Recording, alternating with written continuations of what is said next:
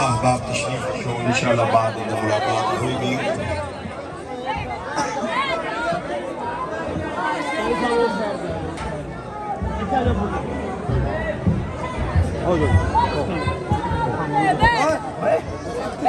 بھائی مسجد آداب نو ملوز خاطر رکھو، خاموشی دے نال بیٹھ جاؤ، بعد اندر انشاءاللہ ملاقات ہوئے گی۔ آباد تشریف رکھو خاموشی دے نال، کیونکہ بعد با نصیب بے ادب بے نصیب، اس واسطے ادب ملوز خاطر ہے۔ مہمان دا استقبال کنج کرنا تسی لوگ خوب جان دے ہو، ہاتھ اٹھا کے نعرہ تکبیر، نعرہ رسالت، سارے ہاتھ اٹھا کے بولو نعرہ رسالت، نعرہ تحقیق، نعرہ حیدری، نعرہ حیدری۔ جنہیں زمانہ بنائے وہ ولی نہیں کھوتے، کھار ہرگز گلی نہیں کھوتے، یا علی ہوتے ہیں ہر جگہ لیکن منکروں کے دلوں میں علی نہیں ہوں۔ نعرہ حیدری، حق سچ نہیں یہ پہچانے، ساڈا نکا پیر دی آنے۔ آپ نے ایک ہی نعرہ لگانا ہے، اس کے بعد انشاءاللہ میں دعوت کتاب دوں گا۔ حق سچ نہیں یہ پہچانے، ساڈا نکا پیر، ہاتھ اٹھا کے بولو ساڈا نکا پیر، ساڈا نکا پیر، حق سچ نہیں یہ پہچانے، ساڈا نکا پیر، ساڈا نکا پیر۔ محترم جناب محمد دیان کاظم صاحب المعروف نکا پیر سے۔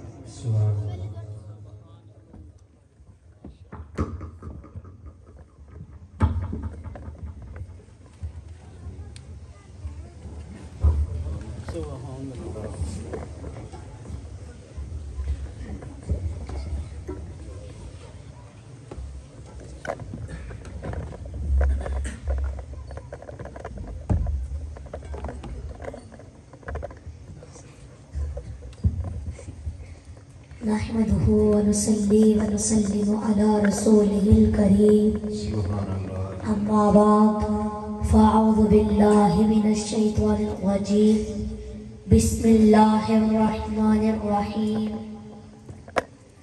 وما أرسلناك إلا رحمة للعالمين، صدق الله العظيم۔ إن الله وملائكته يصلون على النبي يا أيها الذين آمنوا صلوا عليه وسلموا تسليما۔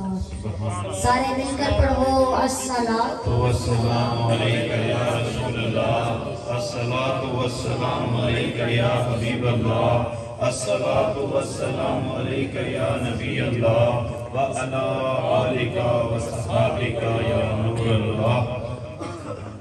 اے اللہ ہر شے تیرے جمال کی آئینہ دار ہے،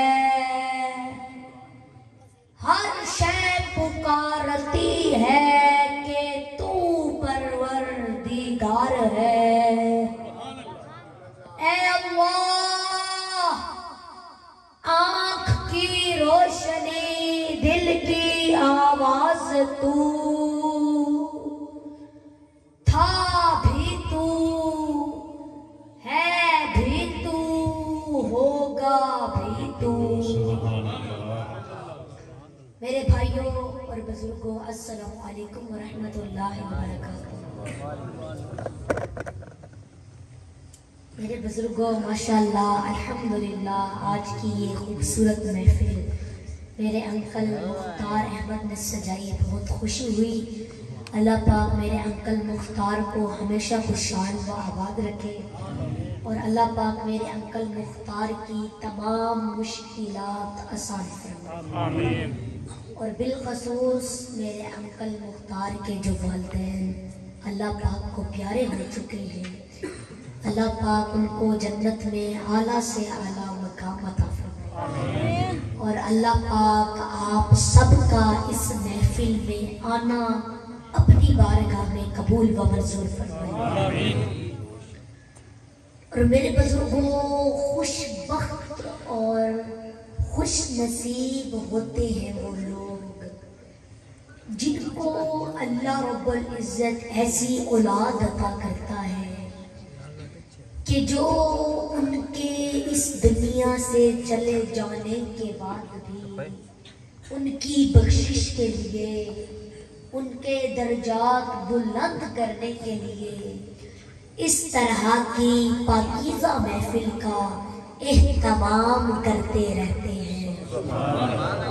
اور خوش بخت اور خوش نصیب ہوتی ہے وہ اولاد جن کو اللہ رب العزت ایسے ماں باپ عطا کرتا ہے کہ جو انہیں شریعت کے صحیح ترین راستے پر چھوڑ کر جاتے ہیں۔ اور میں اپنے انکل مختار صاحب کے لیے دعا گو ہوں، اللہ پاک ان کی اس کاوش کو شرف قبولیت عطا فرمائے، اور اللہ پاک میرے انکل مختار کے والدین کو جنت میں اعلیٰ سے اعلیٰ مقام عطا فرمائے۔ اللہ پاک انکل مختار کے والدین کی قبر پر قیامت تک کروڑوں رحمتیں نازل فرمائے، بولو آمین۔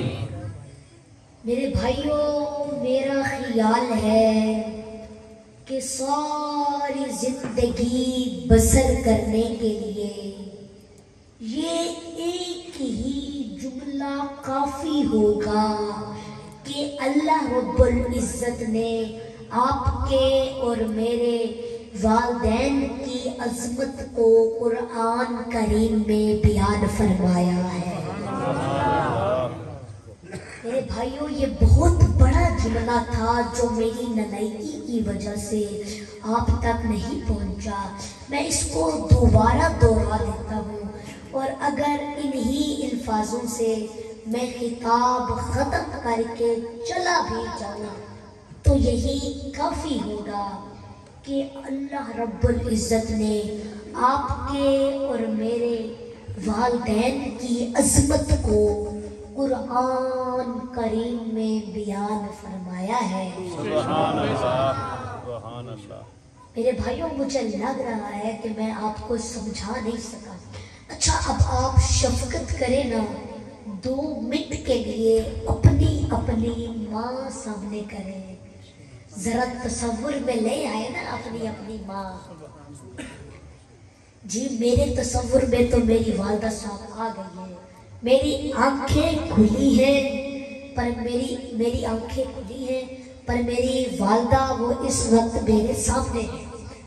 جی تمہارے تصور میں آ گئی ہے تمہاری امی؟ اچھا اب سنو، اب یہ جو بی بی تمہیں یہ جو بی بی آپ کو نظر آ رہی ہے نا، اللہ رب العزت نے اس بی بی کی شان کو قرآن کریم میں بیان فرمایا ہے۔ سبحان اللہ، سبحان اللہ۔ اچھا اب آپ شفقت کریں، 2 منٹ کے لیے اپنا والد صاحب بھی سامنے لے ہیں، تصور میں ذرا لے ہیں۔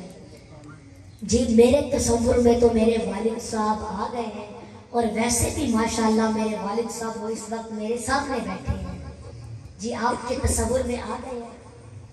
اچھا اب یہ جو آپ کو بزرگ نظر آ رہا ہے نا، کوئی اللہ رب العزت نے اس بزرگ کی شان کو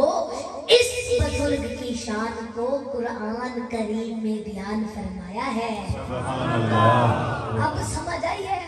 سبحان اللہ۔ اچھا جی میرا دوسرا جملہ بھی دل پر لکھ لو، آپ کے اور میرے والدین روئے زمین پر اللہ کے عرش کا تبرک ہے۔ کوئی اپنے والدین کو تبرک سمجھا کرو۔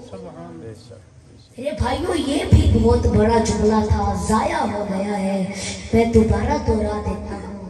کوئی آپ کے اور میرے والدین کائنات میں اللہ کے عرش کا تبرک ہے۔ اپنے والدین کو تبرک سمجھا کرو، برکت والا سمجھا کرو۔ اللہ رب العزت نے قرآن کریم میں آپ کے اور میرے والدین کی عظمت کو ایک آیت میں بیان نہیں فرمایا، 2 آیتوں میں بیان نہیں فرمایا، بلکہ آپ مجھے جب تک کہے اور میں آپ کے اور اپنے والدین کے بارے میں قرآن پڑھوں پھر بھی ختم ہونے والا نہیں۔ سبحان اللہ۔ اور اتنی شان ہے آپ کے اور میرے والدین کی۔ میری بات کی سمجھ آ رہی ہے؟ اچھا، اب قرآن پاک میں سورۃ بقرہ سورت نمبر 2 ہے، اور مجھے سورۃ بقرہ کی آیت نمبر 215 یاد آ رہی ہے۔ توجہ فرماؤ، اللہ رب العزت نے فرمایا یسألونک ماذا ينفقون، یسألونک ماذا ينفقون۔